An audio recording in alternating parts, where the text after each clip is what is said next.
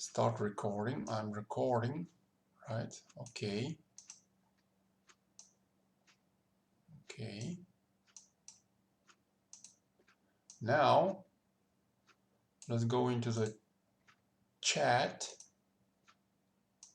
Do I see the chat on the recordings? I do. Okay. Let's go into the chat. And in the next, let's check attendance. So the way we're going to do it is I'm already recording this. I'm going to have it on video for later double checking. Now in the next, let's say 30 seconds, can you type your student number there? This is for attendance. I'm going to check the video later. So everybody go to the chat and just type your student number there, because some of your names are in Chinese here. I cannot read that.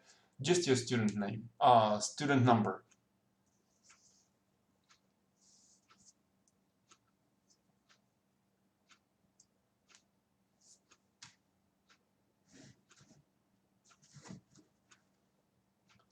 Right? How many I got here?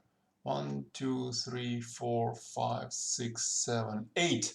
And we are 12 or 13, right? So we still have another three students plus me. So I guess some might not be listening. In the next 20 seconds, go to chat and enter your student ID for attendance.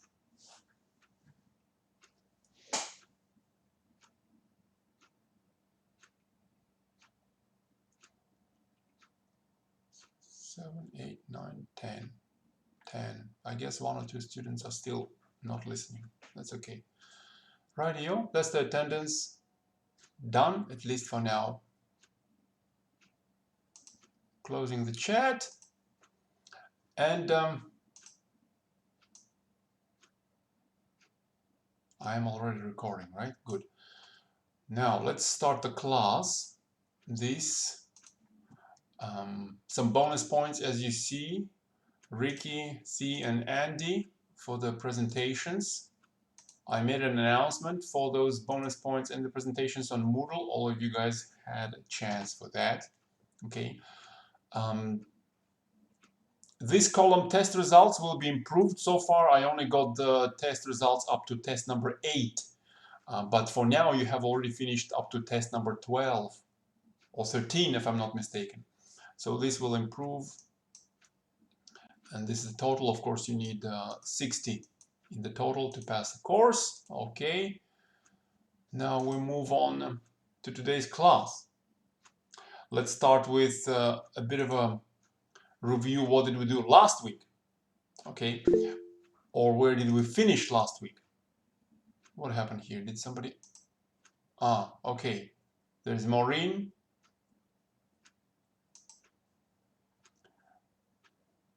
Okay.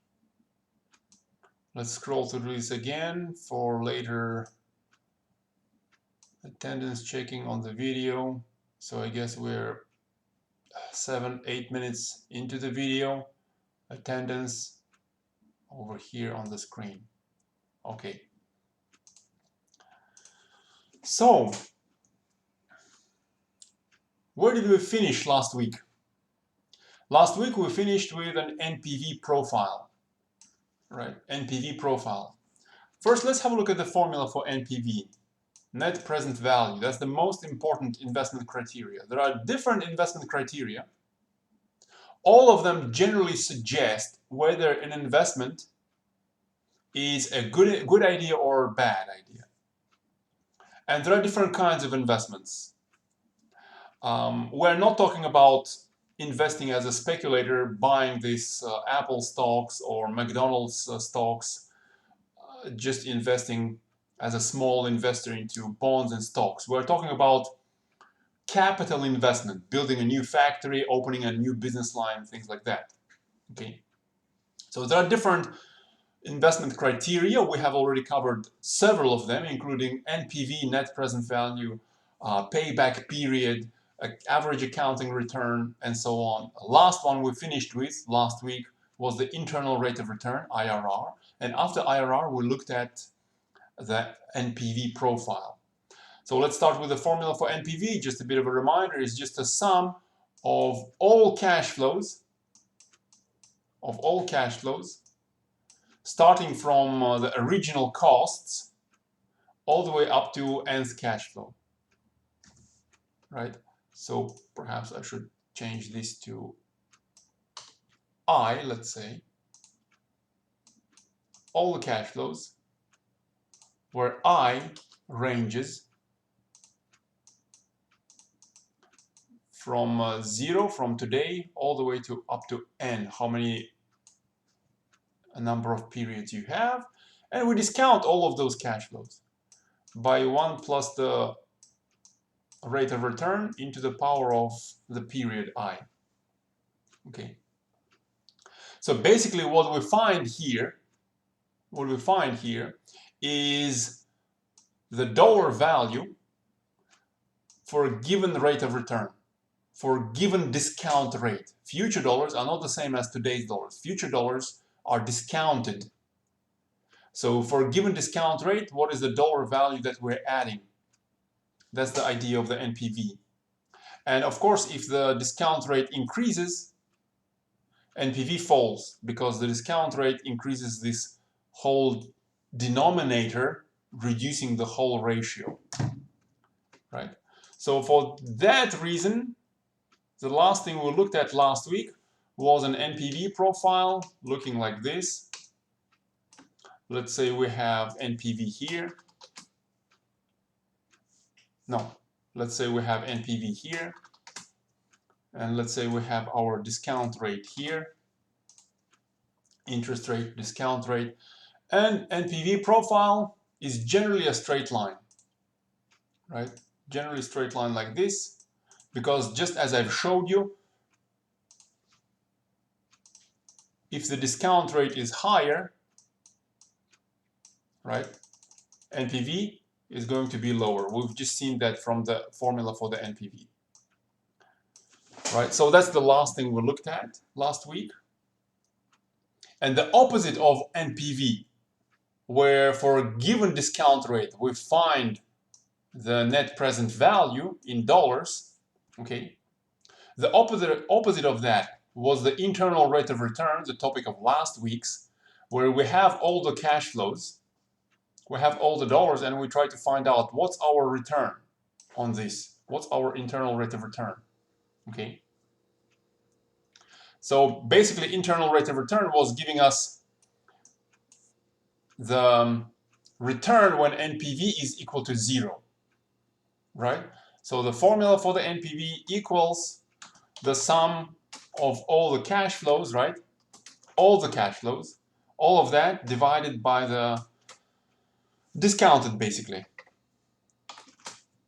into the power of I, right? So remember what we mentioned at the beginning of last week. Internal rate of return is rearranging all of this formula, so that instead of NPV, we put 0. So we look at this horizontal intercept where NPV is equal to 0.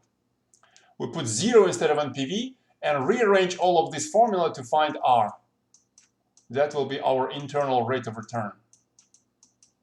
Okay. So that's the idea. Internal rate of return is such a rate at which NPV is 0. Internal rate of return is such a rate where NPV profile hits the horizontal axis at 0. Okay, and then the last thing we finished with, okay, is sometimes for cash flows that change signs multiple times, like here, first we start with the cost, then we have positive cash flows, and then we have a negative cash flow again, so the sign changes more than once. In that case, NPV profile is kind of strange. It's not a straight line. In that case, NPV profile is not a straight line. So let's look at it. Again, we have NPV on the vertical axis. In that case, NPV profile is not a straight line. It may be a different sort of a curve, let's say a curve like this.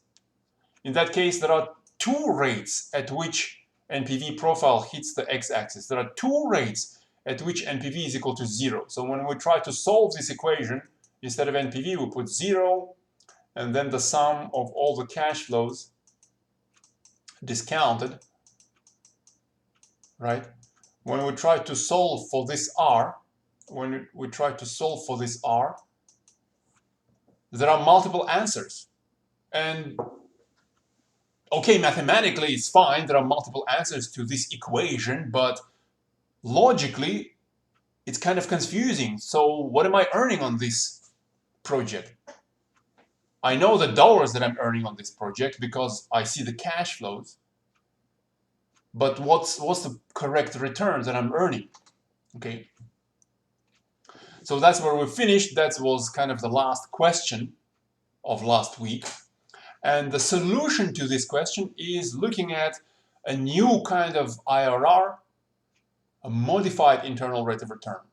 Okay, so that's our next investment criteria. Over the last 3 weeks, today is the third week that we're looking at this chapter, we've looked at payback periods, we've looked at average accounting return, we've looked at net present value, and we've looked at internal rate of return as different ways of evaluating investments. Is it a good investment or is it a bad investment?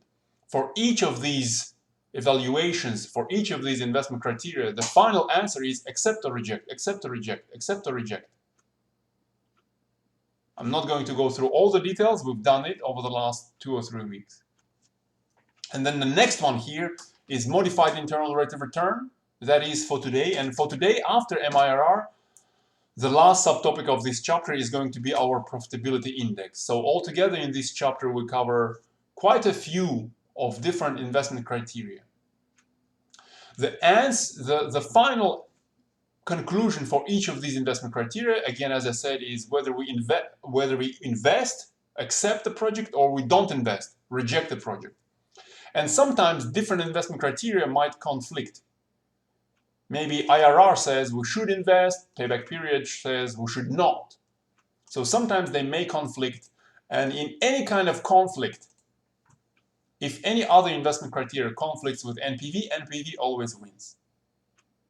Okay, as we mentioned that as well over the last couple of weeks. So just a bit of a reminder. So the plan for today is modified internal rate of return that solves this question of multiple answers for IRR. And after that, we'll have a quick look at profitability index. PI is profitability index.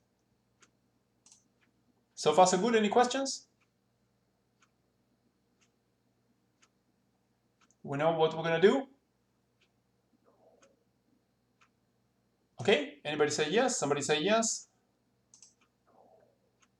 Yes. Okay, let's jump into modified internal rate of return. The calculations are kind of like, where's the sense in this? In that case, NPV, IRR doesn't work. So what we're going to do is use another criteria, which is called modified internal rate of return, modified IRR. So let's have a look at an example of calculating modified internal rate of return, MIRR. Let's say we have this 12-year project starting with the original investment of 160, say, million, and perhaps this project has cleanup costs at the end of 30 million, and here are some numbers for the cash flow the project generates. The project is, of course, risky. Any investment is risky, so the required rate of return reflecting the level of risk of this particular project is, let's say, 7%. Now, what happens when do we calculate modified internal rate of return? As a reminder, required rate of return is set within the problem. It's not calculated. It's given by the sort of risk level of the investment project. You calculate internal rate of return, or in this case, modified internal rate of return. The answer is going to be some percentage. So as a reminder, how do you conclude whether you accept or reject the project? You only accept the project if the returns are greater than the minimum that you will require, so the required rate of return, for this level of risk. So if your MIRR is bigger than the required rate of return, then you accept the project, and if not, then you reject it. MIRR. What happens is, what the computer does is, it brings all the negative numbers. We have two negative numbers here. It brings all the negative numbers in front to the beginning of this period, the period of the project. And it brings all the positive numbers back to the end of the project. So basically, if we bring the future cost to today, we'll have to discount that value, and we'll have additional costs today perhaps. So you'll have to raise additional capital, which is financing. So the formula for modified internal rate of return also requires a financing rate, because perhaps there is some additional financing to make, right? And instead of taking the positive cash flows as they go every year, if the computer brings all of these cash flows back to the end of the project, it's like basically reinvesting these cash flows until the end of the project instead of putting them back into your pocket. So the modified internal rate of return formula also requires a reinvestment rate, right? So let's have those two. Let's say financing rate is 3.2%, just for example, it could be anything. And reinvestment rate is, let's say, 2.9%. So what's the formula for MIRR? Very easy. Hit equals and just type MIRR, open the brackets. You get all the hints, starting with all of the values, very easy, comma, finance rate. So let's just click here, another comma, reinvestment rate. That's all. Close the brackets, hit enter. Use this button for more details. It's actually 7.51%. In this case, it's greater than the required rate of return, so looks like we should accept the project according to the modified internal rate of return. So let's give it a name as well. MIRR is equal to 7.51%. Let's calculate NPV as well. Equals NPV, open the brackets. Our rate is 7%, that's the required rate of return. And the values starting from the first year rather than the year 0. Remember to add the original costs manually, and we do have positive number here, which is in percentages. Again, right click, format cell, and go into general. We have 68 million in positive NPV value, so we accept the project according to NPV as well. But sometimes modified internal rate of return would tell us that we should reject the project despite NPV being positive. So sometimes these two can conflict as well, because modified internal rate of return includes more details in addition to the required rate of return. So depending on what's the financing and reinvestment rate, the conclusion of calculating the MIRR might be different. So let's change these rates. Let's have the financing rate of, let's say, only 1%, and reinvestment rate, well, let's say only 1% as well. So all of these positive cash flows, instead of putting them into the pocket right now, we're going to reinvest them until the end of the project, but that reinvestment is a relatively low return. So perhaps that's not really going to generate much benefit. So according to the modified internal rate of return, all of this sort of procedure, financing the future costs now, and leaving all of the positive cash flows for later with a relatively low reinvestment rate and low financing rate, doesn't really give us much benefit. So modified internal rate of return is only 6.25%, less than the required rate of return.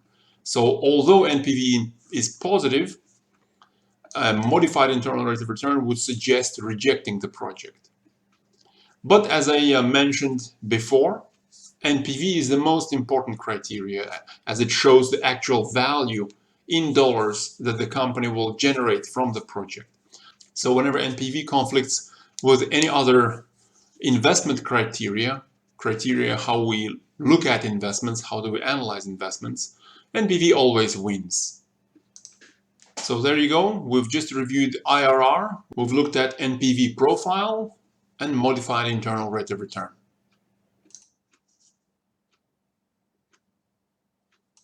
Okay.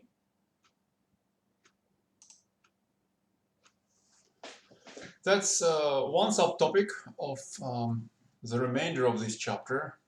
We only have profitability index left. Any questions with the modified internal rate of return? Let's have a look at just one more example of this modified internal rate of return. Sharing the screen. Let's have a look at this. So again, years, cash flows, what cash flows? Starting from today, over a few years. Negative numbers, 44 million, and then we have some random numbers, let's say between 8, let's say 16, with, let's say, some cleanup costs at the end of negative 12 million.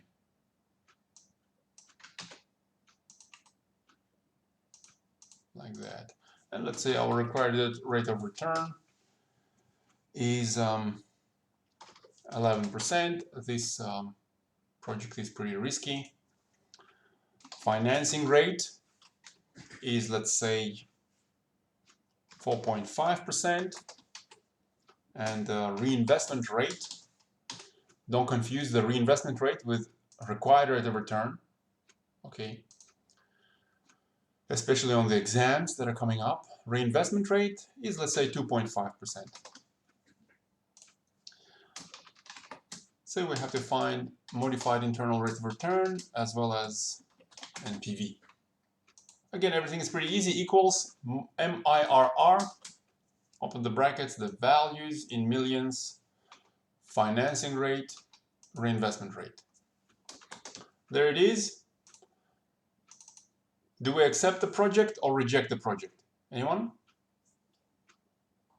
According to the modified internal rate of return, do we accept or reject the project? Anyone? Reject. Reject, because the MIRR is smaller than our minimum required rate of return. So reject. Reject. Let's see how about NPV equals NPV. Open the brackets. The rate, the required rate of return. And then here it's kind of tricky. We've mentioned it already a few times over the last few weeks. NPV is very tricky. We don't enter all of the values here. We start with value next year and then manually add the initial cost. That's kind of easy to forget. Okay, again, this is in percentages because the previous number in percentages, computer thinks we're doing similar sort of things. On the exam, if you have that, you can just right-click, go to Format Cells, General. There it is. We are earning very little amount of money. Oh, I'm sorry, it's in millions, right? So we are actually earning nearly 10 million here. Nearly 10 million here according to the NPV. It's positive, so we accept, of course. Okay. And if we increase the reinvestment rate, that will increase modified internal rate of return, perhaps allowing us to accept the project. So if I reinvest at a higher rate, say 7.5%, getting close, say I reinvest at 8.5%, there it is, then we accept. So clearly, if the financing rate is higher, that drops modified internal rate of return. If the reinvestment rate is higher, that increases modified internal rate of return. Okay. So I hope you take note of all of that, because you still have a test for today. That's going to be our last test for this semester. Next week, actually, I'll decide whether we'll have a test next week or not. But next week we will review what we've covered over the last many weeks. We'll prepare for midterm exam. Maybe I'll give you a graded test. We'll see about that. Okay, and week 18 is when you're going to have your final exam. Right, so final exam online, everything is online for this class. For now, any questions? Stop presenting. Questions?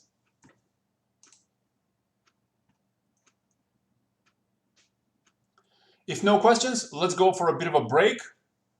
And I'm going to disconnect now. The reason for that is because, if I'm not mistaken, Google Meets, they introduced something new where they only allow 1 hour for this sort of meetings unless you pay for a premium service. Okay, so I'm going to disconnect, and after a break of 10 minutes or so, I'm going to post another link on Moodle for our second class, and we're going to check attendance again. See you soon.